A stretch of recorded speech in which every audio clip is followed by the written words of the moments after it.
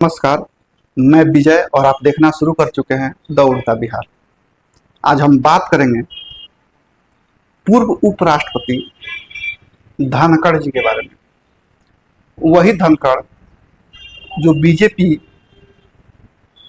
के लिए, वही धनखड़ जो पश्चिम बंगाल में ममता सरकार के खिलाफ मिशन चला रहे थे, अभियान चला रहे थे। बीजेपी बंगाल में बहुत उम्मीद के साथ धनखड़ जी को उतारी थी, लेकिन अचानक ऐसा क्या हो गया? अचानक क्या मजबूरी थी, क्या जरूरी थी कि धनखड़ जी ने स्वास्थ्य का हवाला देकर इस्तीफा दे दिया? और वो भी इस्तीफा चुपचाप, सुगबुगाहट तक नहीं लगी कि आखिर इसके पीछे का माजरा क्या है, आखिर इसके पीछे का रहस्य क्या है, आखिर इसके पीछे का कारण क्या है। धनखड़ ने वो सब कर दिया जो उनको करना था। पिछले कुछ दिनों से ऐसा देखा जा रहा था कि जो भी विपक्षी नेता थे वो धनखड़ जी के काफी करीब थे। ये माने तो बीजेपी में जो भी नेता हैं, उनके विपक्ष में जो भी नेता है, वो विपक्षी नेता लगातार धनखड़ जी के संपर्क में थे, उनके आवास पर आना जाना था, उनके साथ मीटिंग करने से लेकर बहुत सारी बातें थी जो बीजेपी को खटक रही थी। अचानक जो भी बातें यहां हो रही थी, धनखड़ जी के आवास पर हो रही थी, वो सारी बातें गुजरात तक जा रही थी। और गुजरात तक जाने का मतलब ये हुआ कि उन सारी बातों पर, एक एक बिंदु पर बहुत ध्यान देकर उस चीज को समझा जा रहा था कि इसके पीछे क्या कारण है, क्या माजरा है। 15 जुलाई को धनखड़ जी को खड़गे से मिलना, 20 जुलाई को केजरीवाल से मिलना, 15 जुलाई को जब खड़गे ने धनखड़ जी से मिला, उनके साथ बैठकर मीटिंग हुई, तो ऐसा अचानक नहीं हुआ था। हो सकता है इसके पहले कुछ स्क्रिप्ट लिखा जा चुका हो, लेकिन विरोधियों नेता को मिलना, विरोध वाले नेता को मिलना, विपक्षी नेताओं को मिलना, उसके बाद तुरंत 20 जुलाई को केजरीवाल को मिलना। केजरीवाल जी आते हैं, धनखड़ जी से मिलते हैं, कुछ बातें होती हैं, और ये सारी चीजें गुजरात तक गूंजती हैं। यही मामला नहीं रुका। धनखड़ जी ने उसके तुरंत बाद कर्नाटक के डीके शिव कुमार से मिलने चले गए, डीके शिव कुमार से मिले। उसके बाद हिमाचल कांग्रेस के मुख्यमंत्री सुखविंदर जी से मिले। उसके बाद पुडुचेरी में नारायण स्वामी से मिले, फिर जयराम रमेश से मिले। अचानक विपक्षी नेताओं से मिलना जारी रहा। ये चीजें हर एक बिंदु पर बीजेपी टकटकी लगाई हुई थी देख रही थी कि आखिर इसके पीछे क्या माजरा है। अप्रैल में अंबेडकर जयंती के मौके पर मंच पर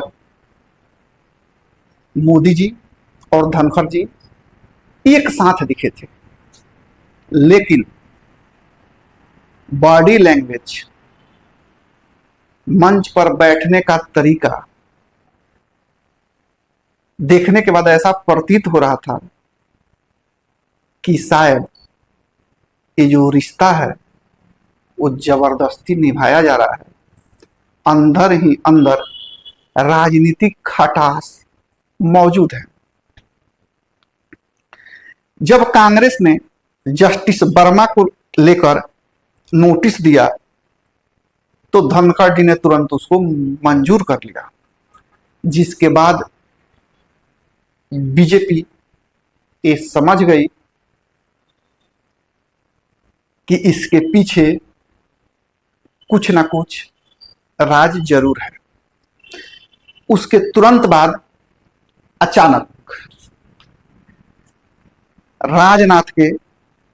राजनाथ सिंह के दरवाजे पर मीटिंग होती है। मीटिंग में धनखड़ जी को भनक लग जाती है कि हमारे साथ कुछ ना कुछ बात तो जरूर है, और वो तुरंत बाद जाते हैं और स्वास्थ्य का हवाला देकर रिजाइन दे देते हैं।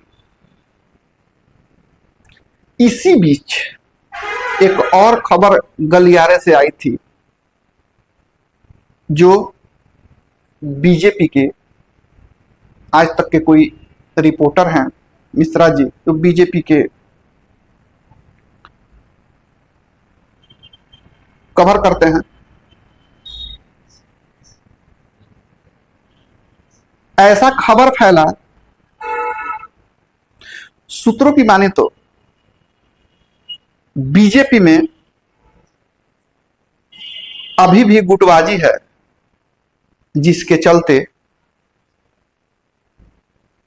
आज तक के पत्रकार हिमांशु मिश्रा जो बीजेपी कवर करते हैं, उनको लेकर उन्होंने एक ऐसा खबर दिया कि जो मीटिंग हुई थी, उस मीटिंग में चंद्रबाबू नायडू से मीटिंग फिक्स कराने को लेकर धनखड़ जी ने बोल दिया था, बीजेपी से नाता तोड़ने के लिए। उसके बाद तुरंत अंदर खाने की जो सुगबुगाहट है वो तेज हो गई और धनखड़ जी ने इस्तीफा दे दिया। हालांकि अगर इस्तीफा नहीं देते तो उसके लिए भी कुछ ना कुछ स्क्रिप्ट जरूर लिखा जा चुका था।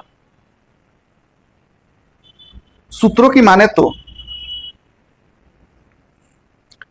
विरोधी गुटबाजी के चलते ही अभी तक जेपी नड्डा जी जो हैं, उनका कार्यकाल खत्म हो चुका है, लेकिन किसी दूसरे नेता का चुनाव उस जगह पर नहीं हुआ है। हालांकि बीजेपी में 300 सांसद हैं, 303 सांसद हैं, उपराष्ट्रपति का कुर्सी खाली है, लेकिन नया अध्यक्ष कौन बनेगा, इसको लेकर आज भी संशय बरकरार है। बिहार चुनाव भी नजदीक है, बंगाल में घमासान होने वाला है। इधर जेपी नड्डा का कुर्सी खाली है, इधर उपराष्ट्रपति का कुर्सी खाली है। अचानक जेपी नड्डा जी के जगह पर किसी दूसरे नेता को ला देना इतना आसान काम नहीं है, क्योंकि आने वाला समय बिहार चुनाव है, बंगाल में घमासान है